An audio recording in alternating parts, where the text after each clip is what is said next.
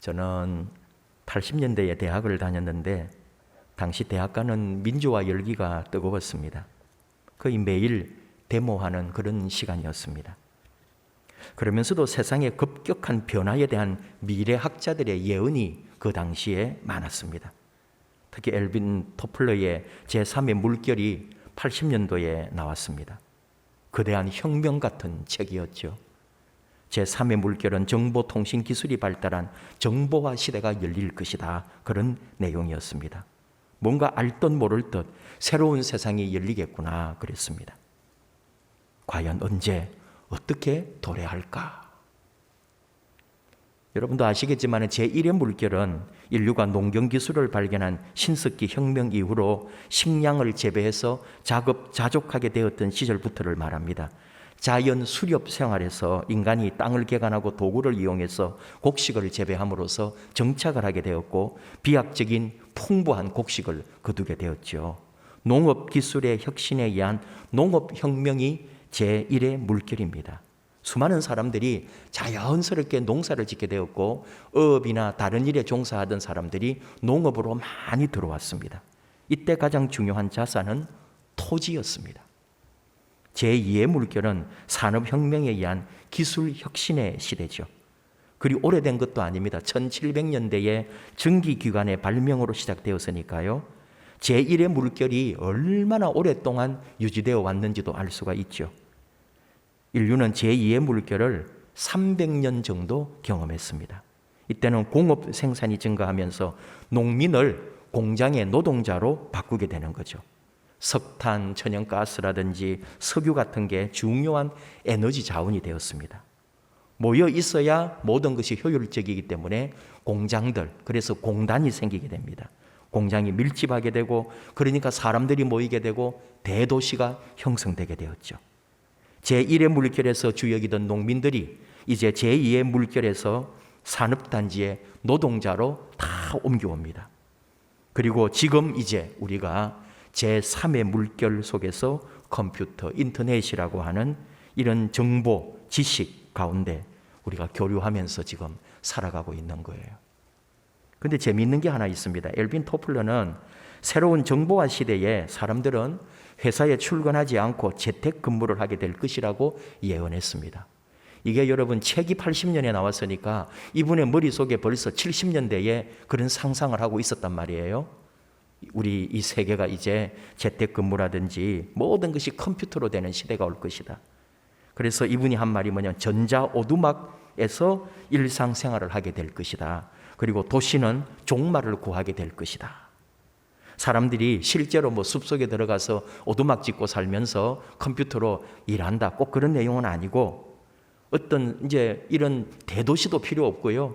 오두막 같이 각자 떨어져 있어도 된다 이거죠. 모든 게 컴퓨터로 다 되는 세상이 오니까. 근데 이런 정보화 시대도 맞고 컴퓨터, 인터넷 다 이런 정보 과학 기술은 맞는데 사람이라는 게 여러분 예상대로 하지 않더라는 거예요. 뭐냐면은 기술은 완성됐잖아요. 근데 사회는 직장 상사가 부하 직원이 집에서 일하는 것을 원하지 않더라는 거예요. 이게 현실이더라는 거죠. 아랫사람이 나보다 먼저 출근해야 되고 정리하고 내 눈앞에서 일하고 내 지시를 받고 내가 시키는 대로 따르는 그런 문화가 우리 이 인간 세상에서 없어지지 않더라는 거예요.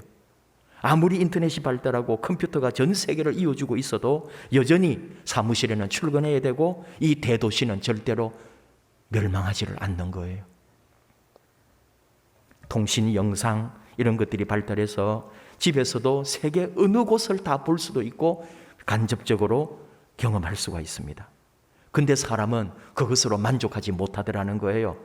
아무리 영상이 좋고 아무리 좋은 걸 누가 찍어와서 보여줘도 내가 직접 가서 내 눈으로 확인해야 되고 내 발로 밟아야 되고 내 손으로 만져야 되고 내 입으로 먹어봐야 되는 거예요. 그래야 직성이 풀리는 거예요. 그래서 제3의 물결 시대에 수십 년간 전 세계 해외 여행객은 셀 수도 없을 만큼 많아졌다는 거예요. 그런데 코로나가 모든 것을 멈추게 했습니다. 공장을 멈추게 하고 출근도 멈추게 하고 해외여행도 멈추게 했습니다. 학교도 교회도 멈추었습니다. 미래학자들이 예언한 것들이 다 맞았는데 그걸 빗나가게 하는 요인 하나가 있었으니 이게 집단 전염병이었다는 거죠. 그래서 부랴부랴 이제 전염병 이후를 예측하기 시작합니다. 그러면서 이들이 말합니다. 미래를 예측한다는 것은 사실상 불가능하다고요. 이것이 진실입니다. 더 좋은 방향으로 가리라. 인류는 더 좋은 것을 선택하리라 하고 예측할 뿐이지 어느 누구도 미래를 정확하게 예측하지 못한다. 미래를 예견할 수 없다는 거죠. 예측하고 예견하고 예언할수록 거짓 예언자가 될 것입니다.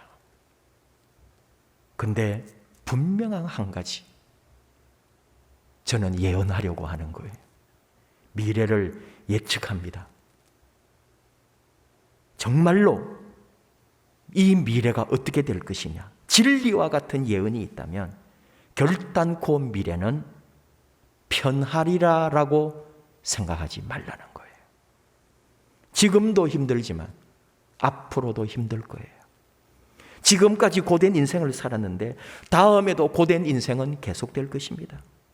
거짓 예언자가 될지언정 저는 이 진실을 말하고 싶은 거예요.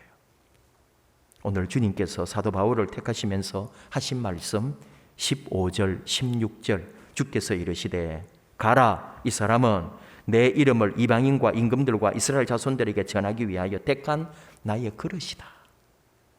그가 내 이름을 위하여 얼마나 고난을 받아야 할 것을 내가 그에게 보이리라.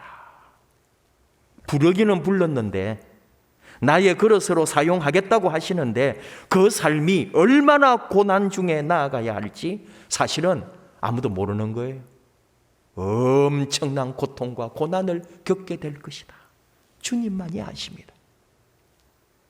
우리를 그리스도인으로 불러주셨는데 우리를 그리스도인으로 살아가고 앞으로 인생의 믿음으로 말씀으로 주님의 사랑 안에 살게 하시는데 그 길이 꽃길이 되기를 바라는데 꽃길이 아니라는 거예요. 복을 누리고 성공해서 부유하고 편안하고 유유자적한 삶을 살고 싶은데 그리스도인이란 그러지 않다는 거죠. 예수 믿는다는 이 이유로 불편할 것이고 고통과 위협도 당할 것이고 핍박과 환난도 겪게 될 것이다. 이것이 예수 믿는 삶이다. 주님은 지금 우리에게 이것을 말씀하고 있습니다. 미래를 생각한다면 고난을 선택하라고 저는 선포합니다. 근데 그 고난이 그냥 고난이 아니기 때문이잖아요.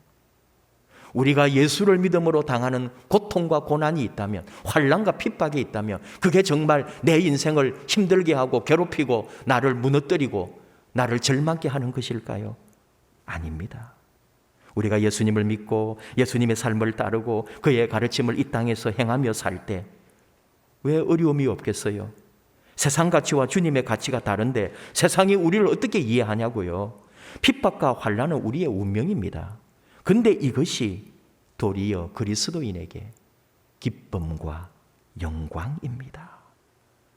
어려움을 당하고 산다는 것은 내가 그만큼 가치가 있고 수준 높은 인생을 살고 있다는 의미 아닌가요? 남들이 시기하고 질투하고 핍박할 만큼 내가 하나님께 더 가까이 살고 있다는 말 아닙니까? 그래서 우리는 고난도 도리어 감사하면서 하나님의 은혜로 받는다 이 말입니다. 앞으로 올 세상, 우리가 다시 살아내어야 될 세상, 어떤 고난이 있어도 우리는 그 고난을 선택합니다. 하나님께 더 가까이, 믿음 안에 더 깊이 사는 인생이기 때문입니다.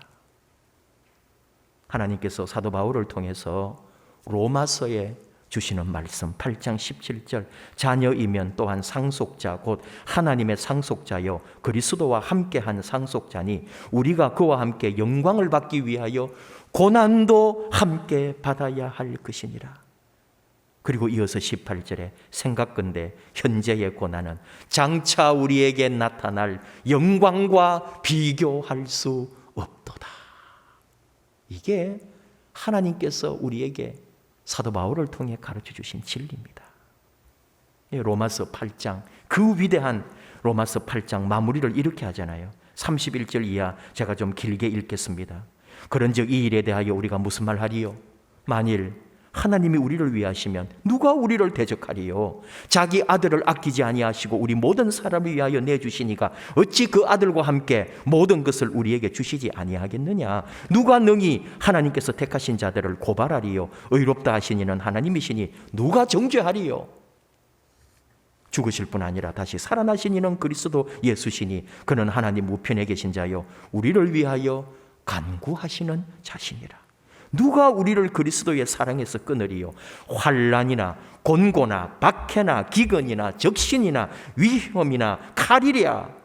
기록된 바 우리가 종일 주를 위하여 죽임을 당하게 되며 도살당할 양같이 여김을 받았나이다 함과 같으니라.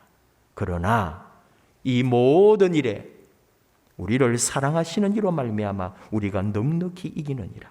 내가 확신하노니 사망이나 생명이나 천사들이나 권세자들이나 현재일이나 장래일이나 능력이나 높음이나 깊음이나 다른 어떤 피조물이라도 우리를 우리 주 그리스도 예수 안에 있는 하나님의 사랑에서 끊을 수 없으리라. 이게 사도 바울의 고백이요. 하나님께서 우리에게 이 세상 믿음으로 살면서 이루어 가야 할 그 인생길, 어떤 환난, 핍박, 고난, 어떤 어려움이 있다 해도 하나님이 우리와 함께 하시고 하나님이 사랑이 우리를 절대로 놓지 않는다는 것. 그러니까 우리가 받는 고난이나 아픔이나 이 세상 살아가면서 당하는 일들이 그것이 결코 그저 절망과 아픔과 상처만 될 것이 아니라 도리어 예수 믿는 기쁨과 영광으로 승화시킬 수 있다는 거죠. 지금 사도 바울 오늘 주신 말씀에는 눈도 멀었고 밥도 못 먹고 앞으로 자기 삶에 어떤 일이 일어날지 아무것도 모르고 있습니다. 아나니아를 통해서 주님을 영접하는 거예요. 주 예수 그리스도를 나의 주님으로 모시고 이제 전 세계를 누비며 예수 복음을 전하는 사도로 부름을 받고 그 하나님의 선택함을 입었습니다. 그리고 그가 사도로 살았던 전 인생 모든 과정은 온통 고난과 핍박과 환난과 고통과 투옥과 또 사고도 당하고 심지어 강도들도 만나고 폭행을 당해서 죽을 뻔도 여러 차례 했습니다. 그런 사도 바울인 거예요. 이 말씀대로 부름도 받기 전에 받았던 그 예언대로 사도 바울은 일생 동안 그런 전도자로서 사도로서 삶이 고난이었습니다. 그런 사도 바울이 지금 그 로마에 있는 성도들에게 편지하면서 이 모든 일에 우리를 사랑하시는 이로 말미암아 우리가 넉넉히 이기느니라 그런 고백을 하고 하나님의 사랑이 우리를 절대로 놓지 않는다고 도리어 그 고난 중에서 기쁨으로 노래하는 거죠. 하나님께서는 시편의 시인을 통해서도 고백하게 했습니다. 시편 121편 5절에서 8절 여호와는 너를 지키시는 이시라. 여호와께서 네 오른쪽에서 너의 그늘이 되시나니 낮에 해가 너를 상하게 하지 아니하며 밤에 달도 너를 해치지 아니하리로다. 여호와께서 너를 지켜 모든 환난을 면하게 하시며 또 너의 영혼을 지키시리로다. 여호와께서 너의 출입을 지금부터 영원까지 지키시리로다. 이게 우리 하나님이십니다. 여러분 정말 그리스도인이신가요? 정말로 하나님을 믿고 우리 하나님의 말씀 안에 하나님의 뜻을 따라 믿음으로 살려고 하십니까? 그렇다면 우리 삶의 고난이나 고통을 환난을 피하지 마십시오. 고난을 선택하십시오. 하나님 주시는 은혜가 있습니다. 수요일에 사무엘서 통해 주시는 하나님 말씀을 나누고 있는데요. 다윗이 그 긴 고난의 시간을 이겨내고 이스라엘을 하나의 통일 왕국을 만들어냅니다. 그리고 주변 나라들과 전쟁을 해가지고 다 그 나라들을 점령해가지고 조공을 받는 나름대로 이스라엘 제국을 이루게 된 거예요. 이제는 이 나라 잘 유지하고 덕이 있는 정치하면서 크게 큰 사고만 치지 않으면 정말 왕으로서 남은 생에 잘 마칠 수 있습니다. 그리고 자식에게 딱 물려주고 그러면 다윗 왕가를 이루는 거예요. 근데 다윗이 이렇게 모든 것을 이루어 놓고 어떤 생각을 하느냐 하면은 전임 왕 사울의 자손 중에 남아있는 핏줄이 없을까? 이걸 찾아내게 합니다. 왜냐하면은 언젠가 이 사울 왕가에 혈족이 있다면은 이들이 분명히 뭔가 새로운 사울 왕가를 꿈꾸고 반란이나 모함을 할 수가 있단 말이죠. 그래서 지금 가장 안정되고 강력한 정권을 가졌을 때 권력의 방해가 될 수 있는 모든 요소를 미리 제거해 버리려고 하는 거예요. 그랬더니 아니나 다를까 사울 왕가 쪽에 요나단의 아들 무비보셋이 이 애를 숨겨놓고 키우고 있잖아요. 사울 왕족들이. 이때 권력자는 많은 것을 생각하게 됩니다. 살려두면 두고두고 후회할 일이 생깁니다. 언젠가 뭔가 쿠데타를 일으킬 거란 말이죠. 이게 정치 권력의 배후잖아요. 어느 시대나 그래왔습니다. 그러니까 이런 상황에서 대다수의 권력자는 어떤 끈덕지도 남기지 않는단 말이에요. 전임 왕과 연결된 어떤 씨, 어떤 핏줄도 남겨놓으면 문제가 되기 때문에 다 제거해버리는 거예요. 그래야 내가 살고 이 왕국이 살고 이 나라가 안정된다고 믿었단 말입니다. 그런데 다윗은 사울의 손자요 요나단의 아들이면서 그 요나단과의 사랑, 우정 다 생각해 보면은 그 요나단의 아들이기 때문에 만약에 다윗이 없었다면 여러분 이 무비보셋이 왕이 되는 거예요. 사울을 이어서. 그 다음에 요나단이 돼야 되는 요나단이 죽었으니까 그 아들 무비보셋이 왕이 되는 거예요. 근데 다윗은 그 무비보셋을 죽이지 않고 아들처럼 품었습니다. 아버지 사울 왕의 그 많은 땅을 그에게 줍니다. 사울 왕 아래에 있던 종들도 붙여줍니다. 그리고 무비보셋을 왕궁에서 다윗 왕과 식사할 수 있는 특권도 부여해 줍니다. 파격적입니다. 역사에서 이런 일을 본 일이 없는 거예요. 그런데 다윗은 이렇게 했다는 거죠. 이것을 보고 유진 피터슨이 주석을 달았습니다. 딱 한마디. 다윗은 두려움을 선택했다. 저는 그 한마디에 얼마나 놀랐는지요. 이야, 유진 피터슨의 그 놀라운 통찰도 귀하고 다윗의 그 어마어마한 영성에 놀랐단 말입니다. 두려움을 선택했다고요. 여러분, 누가 두려움을 택할까요? 다 편안하고 좋은 걸 원하죠. 근데 그 두려움이 결국은 다윗을 영원한 왕으로, 존경받는 왕으로, 다윗의 원수들까지도 존중하게 만드는 그런 위대한 선택이었단 말이에요. 두려움을 선택했다고요. 삶이 당신에게 레몬을 준다면 그것으로 레모네이드를 만들어라. 이 말은 미국에서 많이 쓰는 말이랍니다. 진아영 교수라고 존스 홉킨스 대학의 소아정신과 교수로 있는 여자분이죠. 이분이 몇 년 전에 말도 안 되는 병에 걸려서 삶이 기로에 섰습니다. 그런데 그 과정에서 그 투병 중에 일어나 이제 우리 한국에 와서 특강도 하고 그러면서 저도 영상을 통해서 알게 된 거죠. 삶이 나에게 레몬을 준다는 말은, 여러분 우리 레몬은 굉장히 예쁘고 좋은 것으로 생각하지만 미국 사람들이 레몬 준다 그 말은 좋은 말은 아니랍니다. 뭐냐면은 굉장히 시고 어쩌면 막 쓴맛이 나는 것처럼 괴로운 거거든요.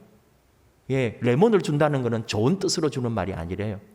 근데 그때 그것을 나는 레모네이드로 만들어서 먹겠다 이거예요. 무슨 말인지 여러분 느낌이 오시죠?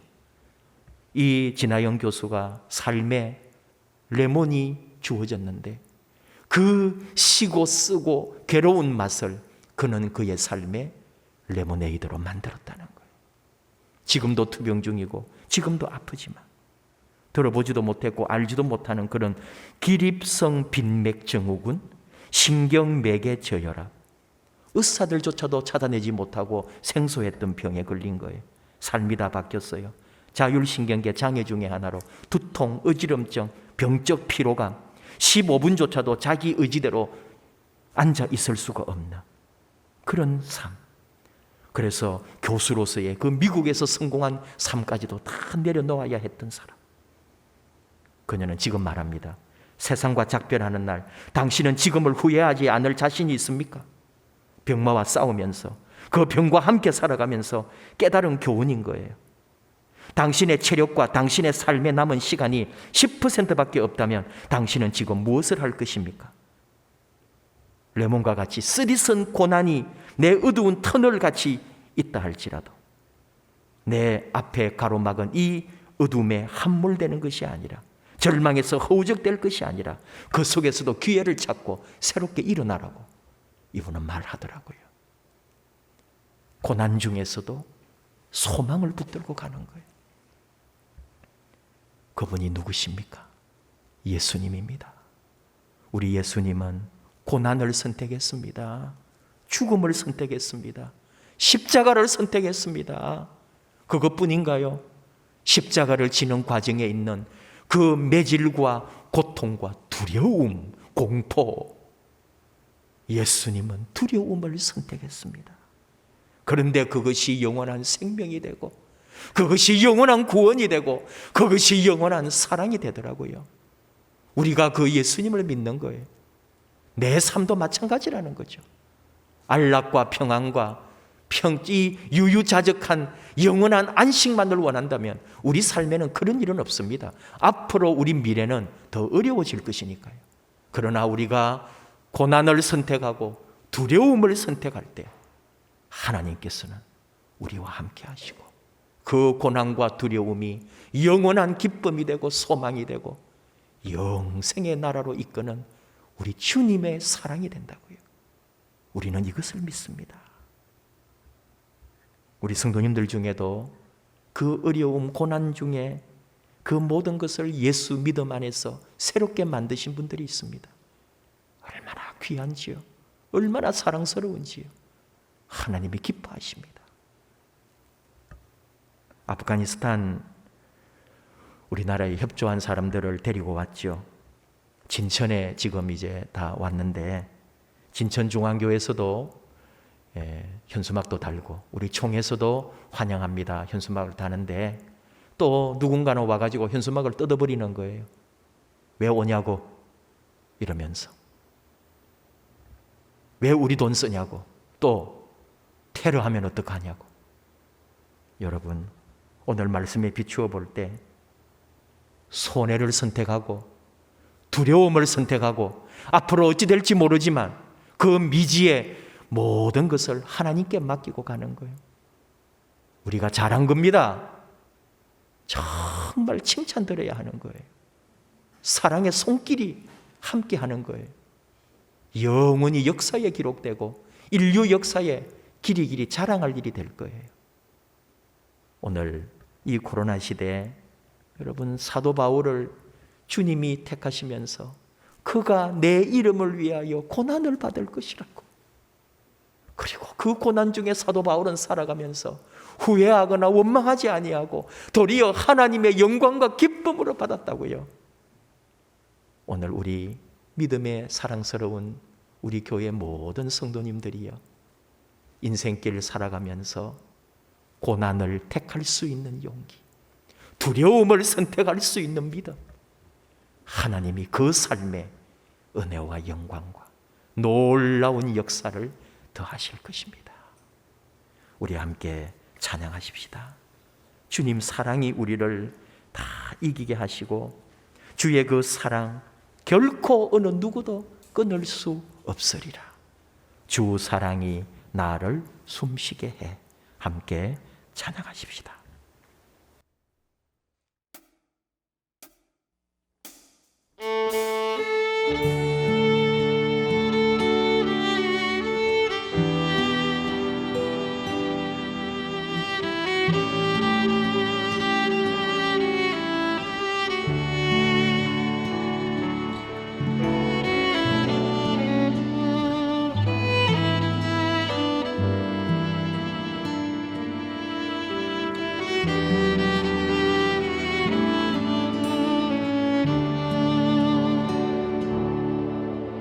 주 사랑이 나를 숨쉬게 해.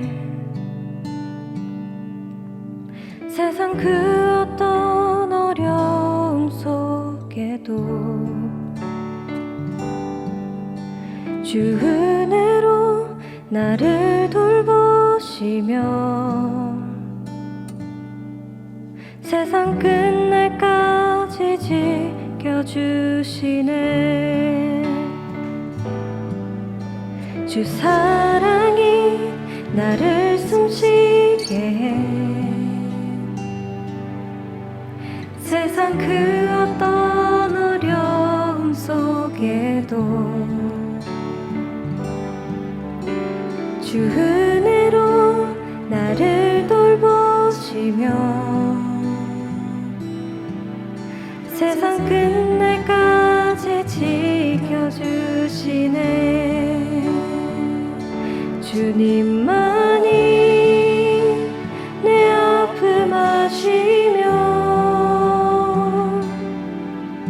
주님만이 날 맘 어루만지네. 어느 누구도 나를 향하시 주님의 사랑을 끊을 수 없네. 주님만이 내 능력이시며 주님만이 나의 구원이시네. 어느 누구도 나를 향하시 주님의 사랑을 끊을 수 없네. 주 사랑이 나를 이끄시네. 내가 갈 수 없는 그곳으로 주의 사랑 나를 붙드시며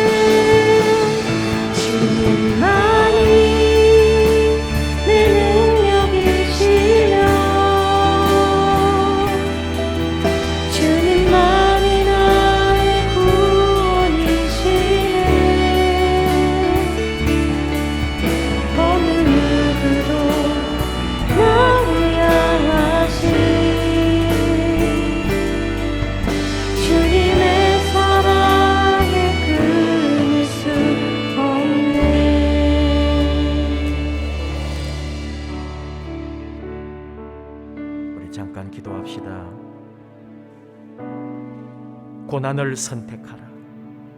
두려움을 선택하라. 그러나 우리 아버지, 우리 주님의 사랑이 우리와 함께합니다. 주님의 능력이 나를 이끄십니다. 어느 누구도 나를 향하신 주님의 그 사랑은 끊을 수가 없습니다. 주를 위하여 당하는 고난, 주님을 택함으로 당하는 두려움, 그 어떤 것도 우리의 기쁨이요 영광이 될 줄을 믿습니다. 이 힘든 세상, 이 코로나의 시간에 도리어 고난을 선택하고 도리어 두려움을 선택하는 그런 영으로 깨어있는 하나님의 자녀로 우리를 세워 주시옵소서. 두려워하지 말고 우리 주 예수님의 은혜로 다시 일어나는 그 놀라운 역사를 우리에게 보여 주시옵소서. 우리 함께 주여 부르며 합심하여 기도합시다. 주여 힘 주시고 용기를 주시고 생명 주시고 주께서 영원히 우리와 동행하여 주시옵소서. 주님만이 나의 모든 것, 주께서 그 사랑으로 영원히 우리와 함께 하실 줄을 믿습니다. 우리 함께 주여 부르면서 더 믿음으로 굳세게 일어나 걸어가기로 결단합시다. 주여.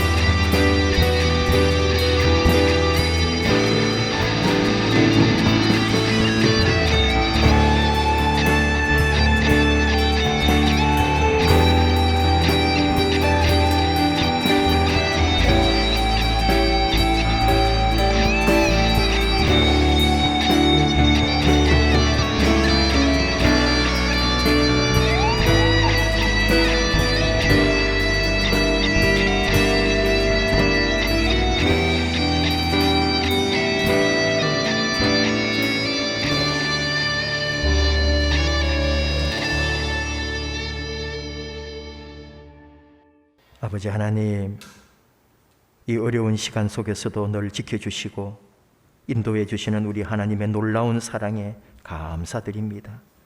오늘 하나님께서 사도 바울을 택하실 때 그애가 주 예수의 이름을 위하여 얼마나 고난을 많이 받아야 할지, 그리고 사도 바울은 평생의 주의 이름을 위하여 십자가의 그 죽으심과 부활의 복음을 위하여 고난과 고통과 환난과 핍박과 마지막에는 목숨을 잃는 그 순간까지 수고하고 애쓴 것을 저희가 압니다.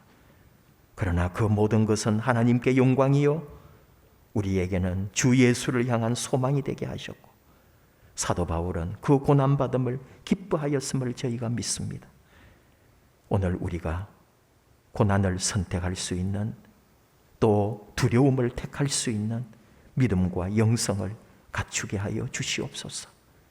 고난이 변하여 기쁨이 되고 슬픔이 변하여 찬송이 되도록, 지금 우리가 당하고 있는 이 모든 어려움들, 내가 감당하기 힘든 이 모든 어려운 상황이 우리 예수님 안에 다 역전되고 주님의 큰 은혜로 주의 놀라운 사랑의 역사가 우리 삶에 일어날 줄을 저희는 믿습니다. 도와주시옵소서.